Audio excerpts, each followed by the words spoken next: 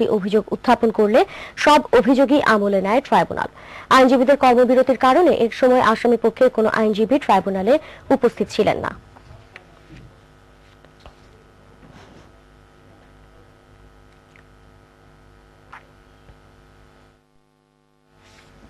গোপালগঞ্জের নাম পাল্টে দেওয়ার হুমকির অভিযোগে বিরোধী দলীয় নেতা বেগম খালেদা জিয়ার বিরুদ্ধে মানহানির মামলা দায়ের করা হয়েছে। আওয়ামী লীগের অঙ্গ সংগঠন জননেত্রী পরিষদের সভাপতি এবি সিদ্দিকী সকালে ঢাকার মহানগর হাকিম আদালতে দণ্ডবিধির 501 ও 506 ধারায় মামলাটি করেন। গত রোববার বিকেলে মার্চ ফর ডেমোক্রেসিতে যোগ দেওয়ার জন্য বাসা থেকে বের হলে তাকে গাড়িতে আটকে দেয় নিরাপত্তা বাহিনীর কর্মীরা। তিনি কর্মসূচিতে না যেতে পেরে বাসার সামনে গাড়ি থেকে বের হয়ে সাংবাদিকদের বক্তব্য দেন। এ সময় তিনি বলেন, গোপালগঞ্জের নামই থাকবে না, নাম পাল্টে দেওয়া হবে। বিরোধী দলের ডাকা মার্চ ফর ডেমোক্রেসি কর্মসূচি ব্যর্থ হবার পরেও গত দুদিনের মতো আজও নেওয়া হয়েছে নিশ্ছিদ্র নিরাপত্তা ব্যবস্থা।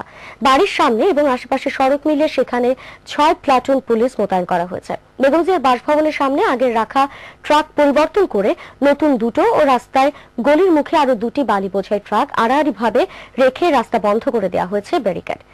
এদিকে খালেদা জিয়ার সাথে ঢাকায় নিযুক্ত মার্কিন রাষ্ট্রদূত ড্যান ডব্লিউ মজিনা বৈঠক করার কথা রয়েছে। বিকেল 3টায় বিরোধী দলীয় নেত্রীর গুলশান কার্যালয়ে এই বৈঠক অনুষ্ঠিত হবে বলে জানা গেছে।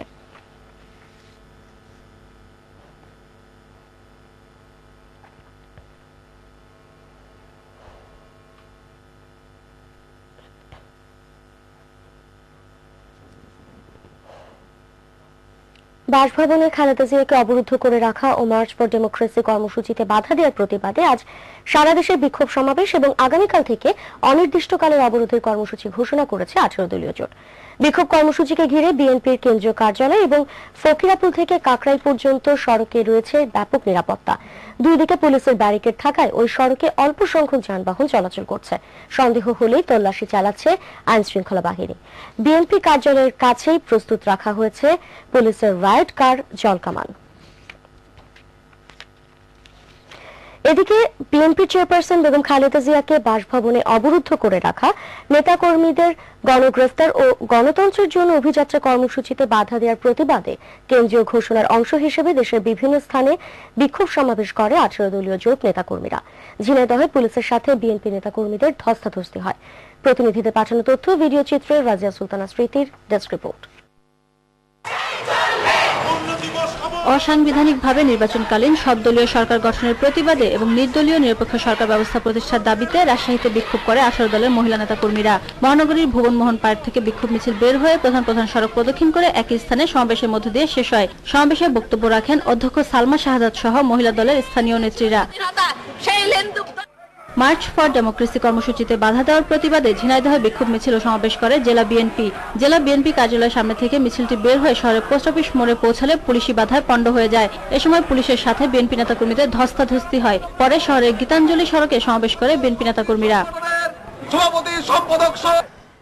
কুড়িগ্রাম জেলা বিএনপির কার্যালয় থেকে 18 দলের বিক্ষোভ মিছিলটি বের হয়ে শহর প্রদক্ষিণ করে। পরে দলীয় কার্যালয়ের সামনে সমাবেশে বক্তারা 5 জানুয়ারির পাতানো নির্বাচনের তফসিল বাতিল, গ্রেফতারকৃত নেতাকর্মীদের মুক্তি ও আগামীকাল থেকে অনির্দিষ্টকালের অবরোধ সফল করার আহ্বান জানান। তফসিল বাতিলের দাবিতে মুন্সিগঞ্জ শহরে বিক্ষোভ মিছিল সমাবেশ করে বিএনপি। জেলা বিএনপি সভাপতি আব্দুল হায়ের নেতৃত্বে শহরের পুরাতন বাস স্ট্যান্ড এলাকা থেকে মিছিলটি বের হয়ে থানারপুল এলাকায় বিএনপি অফিসের সামনে এসে শেষ হয়। খাগড়াছড়িতে বিক্ষোভ মিছিল সমাবেশ করে জেলা বিএনপি ও সহযোগী সংগঠন। শহরের দলীয় কার্যালয় থেকে বিক্ষোভ মিছিল বের হয়ে আদালত সড়ক ঘুরে পুনরায় কার্যালয়ের সামনে ফিরে এসে সমাবেশ করে তারা। কুমিল্লায় বিক্ষোভ মিছিল ও প্রতিবাদ সমাবেশ করে কুমিল্লা দক্ষিণ জেলা বিএনপি। মিছিলটি নগরীর কান্দিরপাড় জেলা বিএনপি কার্যালয়ের সামনে থেকে বের হয়ে বিভিন্ন সড়ক প্রদক্ষিণ করে। পরে সমাবেশে ঢাকায় 18 দলের মার্চ ফর ডেমোক্রেসি সমাবেশে সরকার দলীয় বাহিনীর বাধা, বিরোধী দলীয় নেতা বেগম খালেদা জিয়াকে তার বাসায় অবরুদ্ধ করে রাখায় তীব্র নিন্দা জানান বক্তারা। চুয়াডাঙ্গা শহরে মিছিল সমাবেশ করে বিএনপি। জেলা বিএনপি কার্যালয় থেকে মিছিলটি বের হয়ে শহর প্রদক্ষিণ করে। মিছিলে র্যাব পুলিশের পাহারা ছিল চোখে পড়ার মতো। নাটোরে 18 দলের বিক্ষোভ মিছিল শহরের স্টেশন বাজার এলাকা প্রদক্ষিণ করে জেলা বিএনপির অস্থায়ী কার্যালয়ের সামনে সমাবেশ করে। বক্তারা 10ম জাতীয় সংসদের নির্বাচনী তফসিল স্থগিত, বিএনপির মার্চ ফর ডেমোক্রেসি সমাবেশে বাধা প্রদান এবং দেশব্যাপী গণগ্রেফতারের নিন্দা জানিয়ে আটককৃত নেতাকর্মীদের মুক্তি দাবি করেন। মার্চ ফর ডেমোক্রেসি কর্মসূচিতে পুলিশি বাধা ও খালেদা জিয়াকে অবরুদ্ধ করে রাখার প্রতিবাদে দেশব্যাপী বিক্ষোভ কর্মসূচির অংশ হিসেবে ঢাকা জেলা জাতীয়তাবাদী মহিলা দলের আহ্বায়ক সাবিনা ইয়াসমিনের নেতৃত্বে সাভারে বিক্ষোভ মিছিল ও সমাবেশ অনুষ্ঠিত হয়। মিছিলটি ঢাকা আরিচা মহাসড়ক প্রদক্ষিণ শেষে জাহাঙ্গীরনগর বিশ্ববিদ্যালয় গেটের সামনে এসে সংক্ষিপ্ত সমাবেশের মধ্য দিয়ে শেষ হয়। রাজিয়া সুলতানা স্মৃতি, মাই টিভি নিউজ ডেস্ক। অবরোধ নয়, কোনো কর্মসূচি দিয়েই 5 জানুয়ারি নির্বাচন ঠেকানো সম্ভব নয় বলে বিরোধী দলকে উদ্দেশ্য করে বললেন আওয়ামী লীগের প্রেসিডিয়াম সদস্য মোহাম্মদ নাসিম। এই ধরনের কর্মসূচি দিয়ে মানুষের জানমালের ক্ষতি করলে তার পরিণতি ভয়াবহ হবে বলে বিরোধী দলীয় নেতা বেগম খালেদা জিয়াকে হুঁশিয়ারি দেন তিনি। আর আইন প্রতিমন্ত্রী কামরুল ইসলাম বলেছেন, বিরোধী দল কর্মসূচির নামে যে সহিংসতা সৃষ্টি করছে 71-এর অপরাধের মতোই তাদেরও বিচার করা হবে। রাজধানীর পৃথক সভায় তারা এসব কথা বলেন। সাইদুর রহমান আবিরের রিপোর্টে থাকছে বিস্তারিত। বর্তমান রাজনৈতিক পরিস্থিতি নিয়ে ধানমন্ডি দলের সভানেত্রী কার্যালয়ে বৈঠক করে আওয়ামী লীগ নেতৃত্বাধীন 14 দল। বৈঠক শেষে সাংবাদিকদের সাথে কথা বলেন 14 দলের মুখপাত্র মোহাম্মদ নাসিম। বিরোধী দল কোনো কর্মসূচি দিয়ে 5 জানুয়ারি নির্বাচন ঠেকাতে পারবে না বলে জানান তিনি। কোনো কাঙ্ক্ষিত ফল অর্জন করতে পারেন না বেগম জিয়া, পরাজিত হয়ে নির্বাচন এখন এসে গেছে এবং নির্বাচন ইনশাআল্লাহ হবে। এই জন্য নির্বাচনের বাধাগ্রস্ত করতে পারবেন না আপনি, বরং আপনার উচিত এখন হবে এই খেলা থেকে সরে এসে, এই তথাকথিত আন্দোলন থেকে সরে এসে সরকারের সহযোগিতা করা, যেন পরবর্তীকালে আমরা আলোচনার মাধ্যমে একটা মীমাংসা আসতে পারি। কর্মসূচির নামে সহিংসতা সৃষ্টি না করতে বিরোধী দলকে হুঁশিয়ারি দেন আওয়ামী লীগের এই শীর্ষস্থানীয় নেতা। মাননীয় বিরোধী দলের নেত্রী, দয়া করে অবরোধ প্রত্যাহার করুন। অবরোধ এখন আর চলছে না, তারপরে বলি আপনি দয়া করে প্রত্যাহার করুন। জনগণের জানমাল নিয়ে আর খেলা খেলবেন না, মানুষকে আগুনে পোড়ানোর জন্য উস্কানি দেবেন না। যদি এইভাবে দিতে থাকেন, মানুষ প্রত্যাখ্যান করছে রাজনৈতিকভাবে আপনাকে, ইনশাআল্লাহ ভবিষ্যৎ দেখবেন এর পরিণতি ভালো হবে না।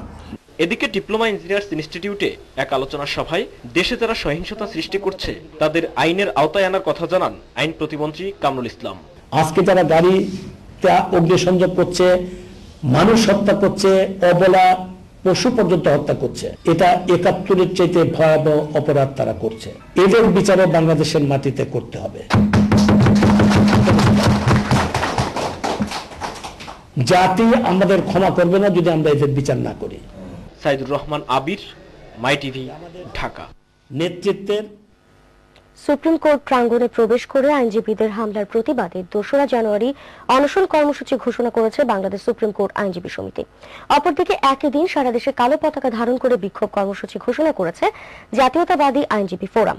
সুপ্রিম কোর্ট বার অ্যাসোসিয়েশন ভবনে ও প্রেস ক্লাবে পৃথকভাবে এই কর্মসূচির ঘোষণা করা হয়।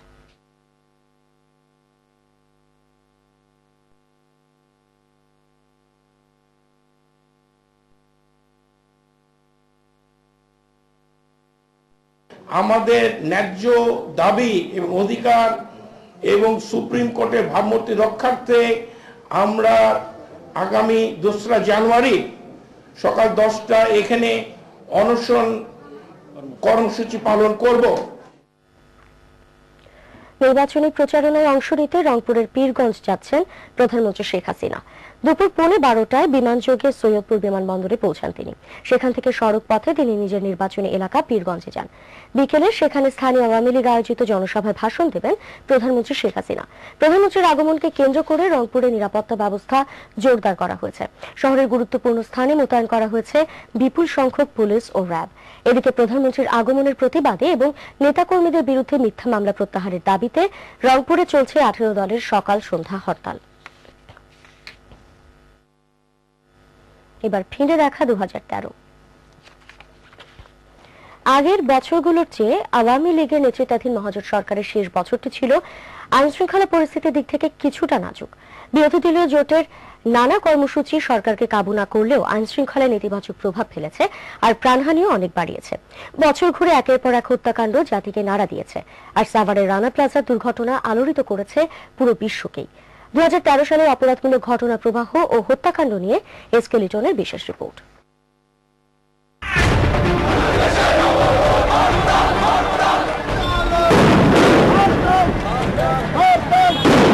মহাজোট সরকারের শেষ বছরের শেষ দিনগুলো ছিল যেমন ভয়াবহ তেমনি সাংঘর্ষিক। অনেক ঘটনায় স্থান পায় টক অব দ্য ইয়ারে। দিনের পর দিন চলে টানা অবরোধ কিংবা হরতাল। সবশেষ মার্চ ফর ডেমোক্রেসির নামে ঢাকায় মহাসমাবেশের কর্মসূচি। প্রতিটি কর্মসূচি সফলে দেশ জুড়ে চলে বিএনপির পাশাপাশি জামাত শিবিরের তৎপরতা, আর বিপরীতে আওয়ামী লীগের নেতৃত্বাধীন 14 দলীয় জোটের প্রতিরোধের চেষ্টা। সাতক্ষীরা সহ বিভিন্ন স্থানে সৃষ্ট নৈরাজ্য, প্রাণহানিও কম হয়নি। বছরের আরেক আলোচিত ঘটনা 5 মে মতিঝিল শাপলা চত্বরে হেফাজত ইসলামের মহাসমাবেশকে ঘিরে নৈরাজ্য। দিনভর ঘটনার প্রবাহের পর রাতে আইন শৃঙ্খলা বাহিনীর কম্বিং অপারেশনে উচ্ছেদের ঘটনা। এই অভিযানকে ঘিরে মৃতের সংখ্যা নিয়ে চলে রাজনীতি।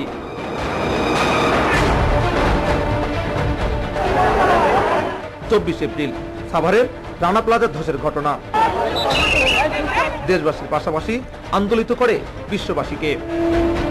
এই দুর্ঘটনায় 1134 জনের লাশ উদ্ধার হয়। বিশ্বের ইতিহাসে তৃতীয় বৃহত্তম শিল্প দুর্ঘটনা হিসাবে বিবেচিত।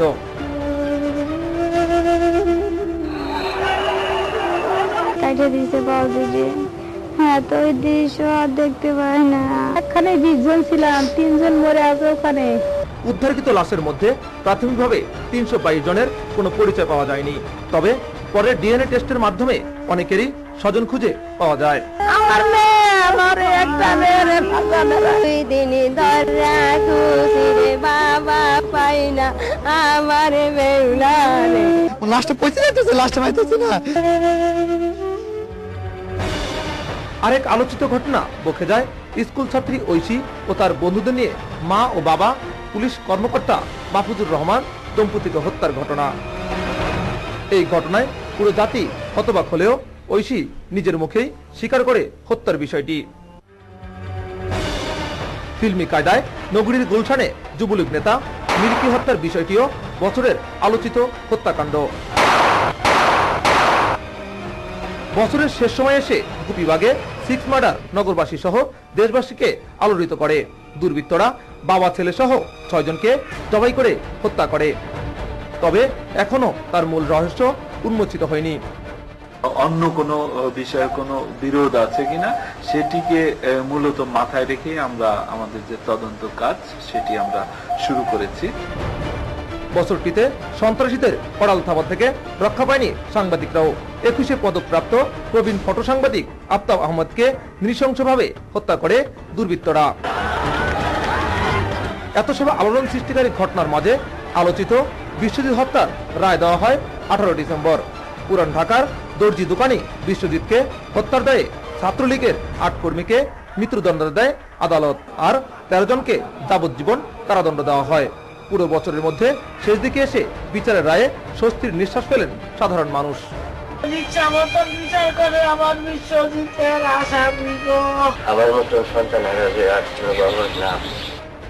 ঘটনা আর নানান অঘটনের মধ্য দিয়ে অতিবাহিত হলো 2013 সাল। তারপরেও আইন শৃঙ্খলা পরিস্থিতির অবনতি হয়নি বলে দাবি করেন গোয়েন্দা পুলিশের জনসংযোগ বিভাগের উপ পুলিশ কমিশনার মাসুদুর রহমান। যে কয়টি উল্লেখযোগ্য ঘটনা যদি আপনি দেখেন সেগুলোর কিন্তু প্রত্যেকটাই কিন্তু আমরা আসলে রহস্য উদ্ঘাটন করতে পেরেছি। জনগণ যদি আমাদের সহায়তা করেন, আমাদের সাহায্য করেন, তথ্য প্রদান করেন, তাহলে কিন্তু আমরা যে কোনো অপরাধী কিন্তু খুব দ্রুত যেমন নির্মূল করতে পারি, যে কোনো ধরনের অপরাধ সংগঠনের পূর্বেই কিন্তু সেটাকে আমরা নিয়ন্ত্রণ করতে পারি। মহাজোট সরকারের সফলতা ও ব্যর্থতা দুয়ে মিলে একাকার ছিল 5 বছরের মেয়াদের শেষ বছরটি। বিরোধী দল আর সরকারের মুখোমুখি অবস্থানে রাজনৈতিক মঞ্চ ছিল উত্তাল, তবে হরতাল অবরোধে স্থবির ছিল জনজীবনে। তাই অতীতের দিকে না তাকিয়ে 2013 সালের ভুল ত্রুটি থেকে শিক্ষা নিয়ে আরো নয় সহিংসতা। সুন্দর আগামী 2014 সাল উপহার দিবে সরকার, এমনটাই প্রত্যাশা সাধারণ মানুষের। এসকে লিটন, মাই টিভি, ঢাকা। তিনি আমঝুপি ইউনিয়নের 9 নম্বর ওয়ার্ড মেম্বার ও স্থানীয় নেতা হিসেবে পরিচিত। এছাড়া বন্দুকযুদ্ধে 2 জন পুলিশ ও 1 জন র্যাব সদস্য আহত হন। সোমবার সকালে নিজ এলাকা থেকে যৌথ বাহিনীর অভিযানে আটক হন জব্বার মেম্বার। রাতে তাকে সঙ্গে নিয়ে হিজুলি গ্রামে অস্ত্র উদ্ধারে যায় যৌথ বাহিনী। এক পর্যায়ে জামাত শিবিরের নেতা কর্মীরা যৌথ বাহিনীর উপর হামলা চালায়। এ সময় উভয় পক্ষের গুলি বিনিময়ের এক পর্যায়ে গুলিবিদ্ধ হন জব্বার মেম্বার। গুলিবিদ্ধ অবস্থায় মেহেরপুর জেনারেল হাসপাতালে আনা হলে কর্তব্যরত চিকিৎসক তাকে মৃত ঘোষণা করেন। ঘটনাস্থল থেকে একটি বন্দুক ও 5টি ককটেল উদ্ধার করেছে যৌথ বাহিনী।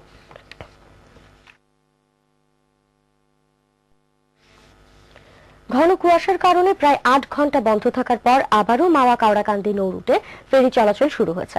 সোমবার রাত ১:৩০ থেকে ফেরি চলাচল বন্ধ হয়ে যায়। দীর্ঘ সময় ধরে ফেরি চলাচল বন্ধ থাকায় উভয় পাড়ে ৪ শতাধিক যান আটকা পড়ে। ফলে তীব্র শীতে চরম দুর্ভোগে পড়েন যাত্রী সাধারণ। ঘন কুয়াশার কারণে কিছু দেখা না যাওয়ায় দুর্ঘটনা এড়াতে মাঝ পদ্মায় ৯টি ফেরি নোঙর করতে বাধ্য হয়।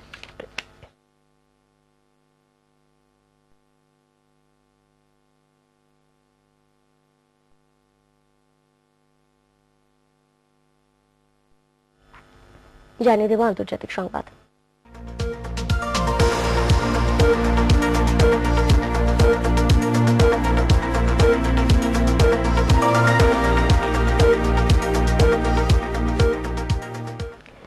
যুক্তরাষ্ট্রের মধ্যস্থতায় মধ্যপ্রাচ্য শান্তি প্রক্রিয়া পুনরায় শুরু করার শর্ত হিসেবে আরো ২৬ ফিলিস্তিনি বন্দীকে মুক্তি দিল ইসরায়েল। সব মিলিয়ে ১০৪ জন ফিলিস্তিনি বন্দীকে মুক্তি দেওয়ার কথা রয়েছে ইসরায়েলের। মুক্তিপ্রাপ্ত ফিলিস্তিনিদের মধ্যে ৮ জন সোমবার রাতেই গাজা ও পূর্ব জেরুজালেমের সীমান্ত চৌকিতে পৌঁছান। বাকি ১৮ জন পশ্চিম তীরের রামাল্লায় যান, সেখানে তাদের অভ্যর্থনা জানান ফিলিস্তিনি প্রেসিডেন্ট মাহমুদ আব্বাস। এর আগে গত অগস্ট আর অক্টোবর মাসে ২ দফায় আরো ৫৮ জন ফিলিস্তিনি বন্দীকে মুক্তি দিয়েছিল ইসরায়েল সরকার।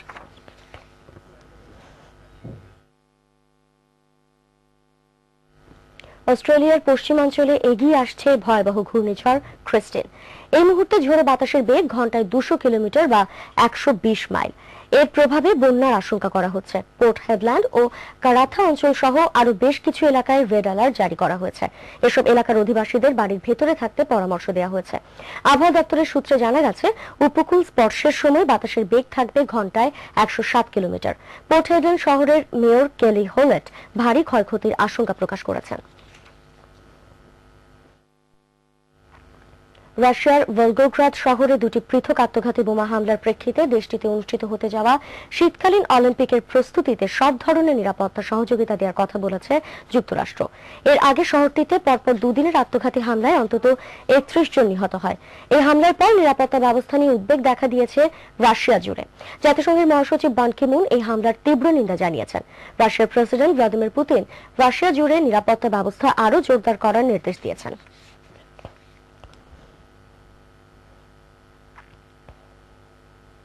জানিয়ে দেব খেলার সংবাদ।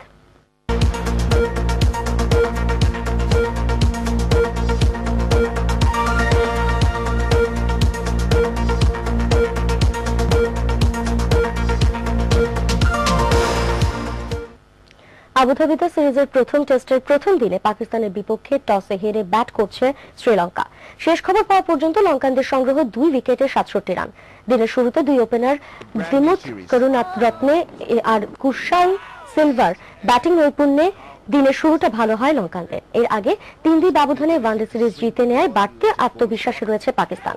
ইনজুরি কাটিয়ে আজকের ম্যাচকে খেলার কথা থাকলেও পাকিস্তানের হয়ে প্রথম টেস্টে মাঠের বাইরে থাকতে হচ্ছে অমরগুলকে। অপরদিকে হেরাতকে ছাড়াই আবুধাবি টেস্টে পেস আক্রমণে শ্রীলঙ্কাকে নির্ভর করতে হবে সুরাঙ্গা লাকমল, সামিন্দা এরাঙ্গা ও নুয়ান কুনাসেকারাদের উপর।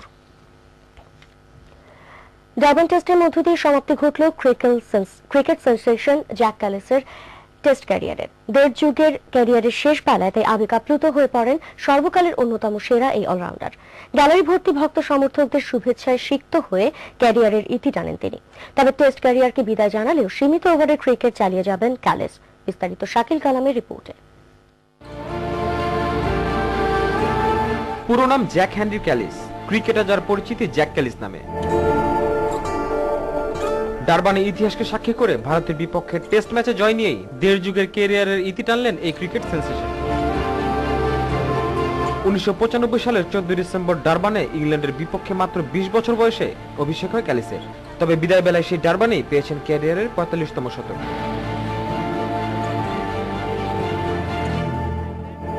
বিদায় বেলায় বারবারই আবেগ আপ্লুত হয়ে পড়েন ক্যালিস। অবসর নেওয়ার সিদ্ধান্তটা কঠিন ছিল। যেভাবে ভক্ত এবং সতীর্থদের ভালোবাসা পেয়েছি তা সত্যিই অবিশ্বাস্য। টেস্ট ক্যারিয়ারে সর্বোচ্চ ২২৪ রান সহ ১৬৬ ম্যাচে ৪৫টি শতক আর ৫৮টি অর্ধশতকে ৫৫.৩৭ গড়ে করেছেন ১৩,২৮৯ রান। বল হাতেও সাফল্য কম পাননি ক্যালিস। ৩২.৬৫ গড়ে নিয়েছেন ২৯২টি উইকেট। ইনিংসে ৫ উইকেট নিয়েছেন ৫ বার। সর্বকালের সেরা অলরাউন্ডার লুফেছেন ২০০টি ক্যাচ। টেস্টকে বিদায় জানালেও সীমিত ওভারের ক্রিকেট চালিয়ে যাবেন ক্যালিস। 2014 সালের টি-20 বিশ্বকাপের জন্য প্রাথমিক দলে না থাকলেও 2015 সালের ওয়ানডে বিশ্বকাপে খেলার আগ্রহ প্রকাশ করেন তিনি। টেস্টকে বিদায় জানালেও ক্রিকেটকে এখনই বিদায় জানাতে চাই না, সীমিত ওভারে ক্রিকেট চালিয়ে যাব। 2015 সালের বিশ্বকাপও আমি খেলতে চাই। শাকিল কালাম, মাই টিভি। এর সাথে শেষ করব সংবাদ, তার আগে সংবাদ শিরোনামগুলো জানিয়ে দিচ্ছি আরো একবার। জামাতের নায়েবে আমির আব্দুস সোবহানের বিরুদ্ধে মানবতা বিরোধী 9টি অভিযোগের চার্জ গঠন। 28 জানুয়ারি রাষ্ট্রপক্ষের সূচনা বক্তব্যের দিন ধার্য করেছে ট্রাইব্যুনাল।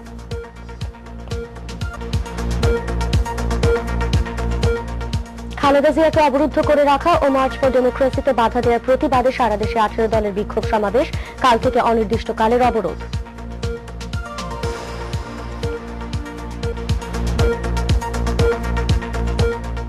অবরোধ দিয়ে 5 জানুয়ারি নির্বাচন ঠেকানো সম্ভব নয়, হুঁশিয়ারি মোহাম্মদ নাসিমের। কর্মসূচির নামে সহিংসতাকারীদের বিচার করা হবে বললেন কামরুল ইসলাম।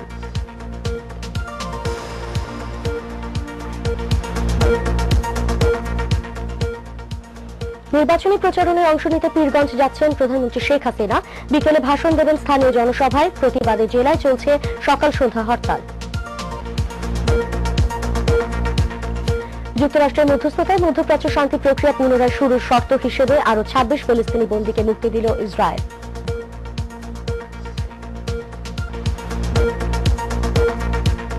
এবং আবুধাবিতে সিরিজের প্রথম টেস্টে পাকিস্তানের বিপক্ষে টসে হেরে ব্যাট করছে শ্রীলঙ্কা।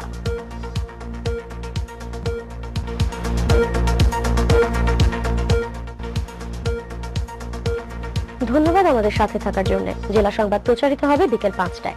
দেখার আমন্ত্রণ জানিয়ে বিদায় নিচ্ছি আমি ফাতেমা জোহরা। আল্লাহ হাফেজ।